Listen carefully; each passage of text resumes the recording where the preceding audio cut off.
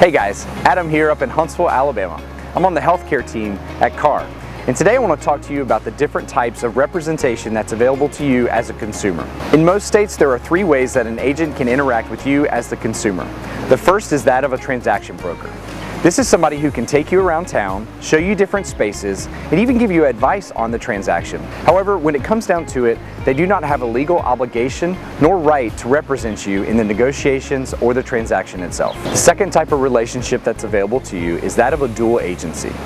A good example of this is if you were to call a listing agent to inquire about a property and they make you aware that they are already representing the landlord, but you also hire them to represent you as the buyer or the tenant in the real estate negotiation. As you're probably thinking, this does create a conflict of interest.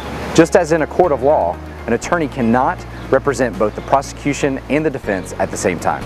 Which brings us to the third type of relationship. It's called a single agent.